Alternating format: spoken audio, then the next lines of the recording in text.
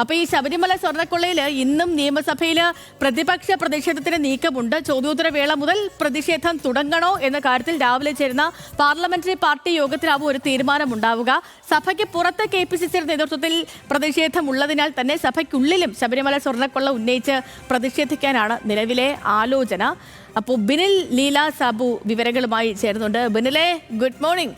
അപ്പോൾ സഭ ഉള്ള ദിവസമാണ്. കഴിഞ്ഞ ദിവസങ്ങൾ അവസാനത്തെ ദിവസം സഭ ചേർന്നപ്പോഴത്തേനും ശബരിമല സ്വർണ്ണക്കൊള്ളയുമായി ബന്ധപ്പെട്ട് അതിരൂക്ഷമായ വാക്പോരൊക്കെ നമ്മൾ സഭയിൽ കണ്ടിരുന്നു. അത് പ്രതിപക്ഷത്തിന്റെ ഭാഗത്തു നിന്ന് മാത്രമല്ല, പ്രതിപക്ഷത്തിനെ പ്രതിരോധമാകുന്ന രീതിയിൽ ഭരണപക്ഷത്തിന്റെ ഭാഗത്തു നിന്നും ഈ വിഷയം ഉയർത്തി വലിയ പ്രതിഷേധമൊക്കെ നടന്നതാണ്. പിന്നീട് അസാധാരണമായ രീതിയിലൊരു ഈ ഭരണപക്ഷം തന്നെ സഭയിൽ നിന്നും ഇറങ്ങി മാധ്യമങ്ങളെ കാണുന്ന രീതിയൊക്കെ ഉണ്ടായി.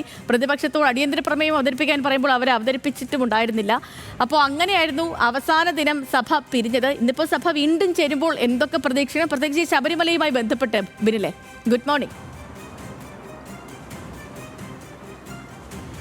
Sethu, good morning. ഇന്ന് നിയമസഭ പ്രക്ഷുബ്ധമാകാൻ തന്നെയാണ് സാധ്യത. സേതു പറഞ്ഞതുപോലെ കഴിഞ്ഞ ദിവസം സഭ ചേർന്നപ്പോൾ തന്നെ ശബരിമല സ്വർണ്ണക്കൊള്ളയായിരുന്നു പ്രധാനപ്പെട്ട വിഷയം. അന്ന് സഭയിൽ മുദ്രാവാക്യം വിളിയൊക്കെ നമ്മൾ കണ്ടതാണ്. കോൺഗ്രസ് UDF എപ്പോഴും വിളിച്ചിരുന്ന ഈ സ്വർണ്ണക്കൊള്ളയിൽ അവരുടെ ഒരു പാട്ടായിരുന്നു പോറ്റിയെ കയറ്റിയത് ആരപ്പ എന്ന് ചോദിച്ചുള്ള പാട്ട്. അത് തിരിച്ച് ചോദിക്കുന്ന രീതിയിലായിരുന്നു, ഭരണപക്ഷം അത് ചോദിക്കുന്ന രീതിയിലായിരുന്നു ഉണ്ടായിരുന്നത്. ഇന്നും ശബരിമലയിൽ സ്വർണ്ണക്കൊള്ള ഉന്നയിക്കാൻ തന്നെയാണ് പ്രതിപക്ഷത്തിന്റെ തീരുമാനം. അത് എപ്പോൾ മുതൽ വേണമെന്നുള്ളത് അവരുടെ UDFന്റെ പാർലമെന്ററി പാർട്ടി യോഗം നിയമസഭ ചേരുന്നതിന് തൊട്ട് മുമ്പ് ചേരുന്നുണ്ട്. അതിലാകും തീരുമാനിക്കുക. ചോദ്യോത്തര വേള മുതൽ ഈ പ്രതിഷേധം തുടങ്ങണോ, അല്ലെങ്കിൽ ഗവർണറുടെ നയപ്രഖ്യാപന പ്രസംഗത്തിന്മേലുള്ള നന്ദി പ്രമേയ ചർച്ച നടക്കുന്നുണ്ട്, ആ സമയത്ത് പ്രതിഷേധിക്കണോ, ഇത്തരം കാര്യങ്ങളൊക്കെ ആ പാർലമെന്ററി പാർട്ടി യോഗത്തിലാണ് തീരുമാനിക്കുക. എന്തായാലും ഇന്ന് സഭ പ്രക്ഷുബ്ധമാകും എന്നുള്ളത് ഉറപ്പ് തന്നെയാണ്. മറ്റൊന്ന് പ്രധാനപ്പെട്ടത്, നേരത്തെ കഴിഞ്ഞ ദിവസം അസാധാരണമായ സംഭവങ്ങളൊക്കെ ഉണ്ടായി സഭയിൽ. ഭരണപക്ഷം തന്നെ പുറത്തേക്ക് ഇറങ്ങി വന്ന് അവിടെ സോണിയാഗാന്ധിക്ക് കൃത്യമായി ഇതിൽ പങ്കുണ്ട്. ഉണ്ണികൃഷ്ണൻ പോറ്റി സോണിയാഗാന്ധിയെ കണ്ടിട്ടുണ്ട്. അതിന് ചുക്കാൻ പിടിച്ചത് അടൂർ പ്രകാശ് ആണ്. അടൂർ പ്രകാശിന്റെ ആ സംഭവം മാത്രമല്ല, ഇന്നിപ്പോൾ ഭരണപക്ഷം ഇതിനെ പ്രതിരോധിക്കാൻ പോകുന്നത് സോണിയാഗാന്ധി വിഷയം മാത്രമല്ല. അടൂർ പ്രകാശ് ബംഗളൂരു വെച്ച് ഈ ഉണ്ണികൃഷ്ണൻ പോറ്റിയും രമേശ് റാവുവിനെയും കണ്ടിരുന്നു. അതിന്റെ ചിത്രങ്ങളടക്കം പുറത്തേക്ക് വരികയും ചെയ്തതാണ്. അടൂർ പ്രകാശ് നിഷേധിക്കുകയും ചെയ്തിട്ടില്ല, കണ്ടിരുന്നു, സമ്മാനം കൈപ്പറ്റിയിരുന്നു, ആ സമ്മാനത്തിലുണ്ടായിരുന്ന ഈന്തപ്പഴമാണെന്ന് അടക്കം അദ്ദേഹം പറയുകയും ചെയ്തു. SIT അദ്ദേഹത്തെ ചോദ്യം ചെയ്യാനുള്ള സാധ്യതയും തള്ളിക്കളയാൻ കഴിയില്ല.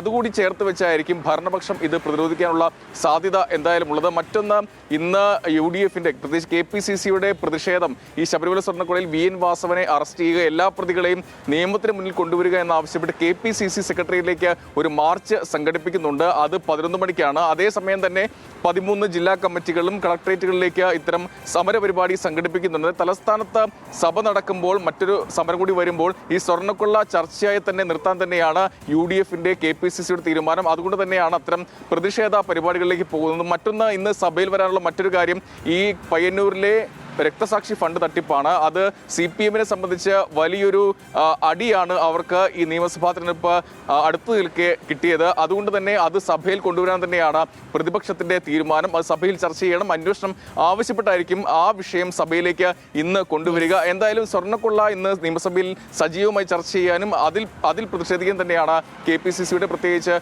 പ്രതിപക്ഷത്തിന്റെ തീരുമാനം. ചെയ്തു.